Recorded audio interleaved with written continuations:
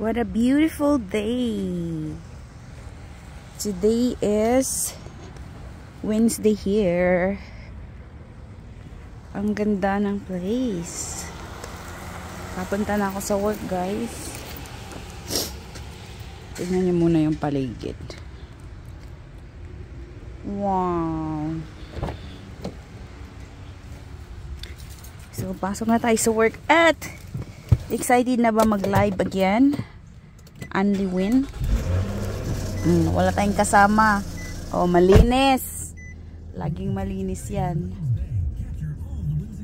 Kasi magagalit si asawa pag madumi. Yeah. So, yeah. Bukas ulit. Bukas sa Philippines. Excuse me.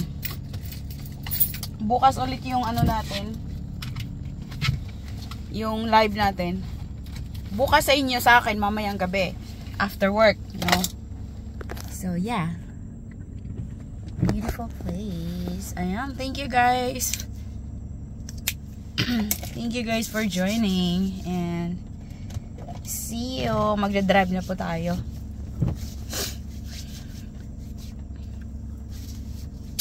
Thank you for support. Thank you for your support. Yeah, kailangan painitin muna yung car bago nyo i-drive. One minute. 1 minute lang. Yeah. Oh, got bumps. Humps. So I heard they have rain today, but not that bad. It's done already.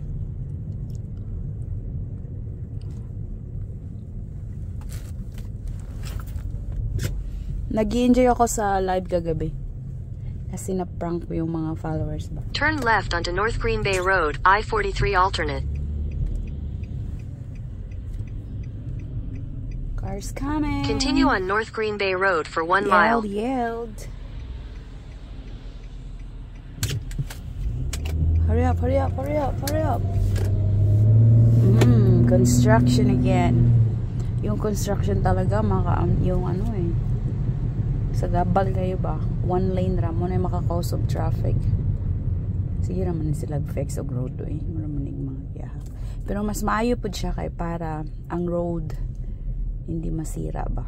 Ang mga sira yung road. Kaya alam mo na, daming mga cars dumadaan palagi. So napansin nyo walang tao masyado sa naglalakad, diba? Walang tao masyadong naglalakad, guys. So halos lahat ng tao dito sa Amerika, share ko lang, may mga car. May car talaga.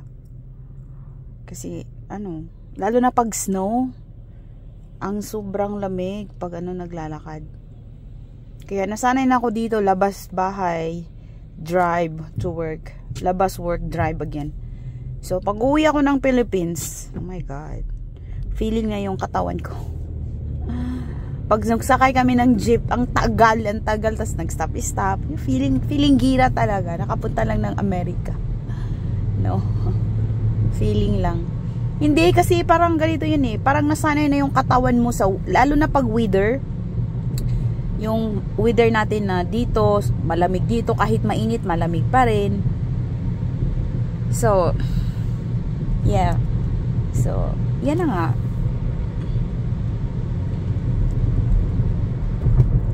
Sobrang lamig pa rin. Malamig pa rin, so naka-jacket kami palagi. Tingnan nyo. Tingnan nyo, naka-jacket ako, diba? So, naka-jacket ako lagi. Kahit mainit, malamig pa rin. So, pag uwi mo ng Pinas, sobrang init.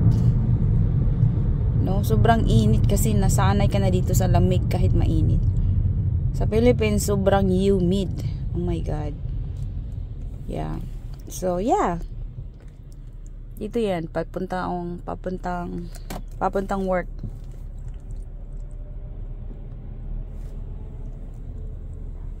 Tapos, nung umuwi kami ng Pinas ba, nag-jeep kami.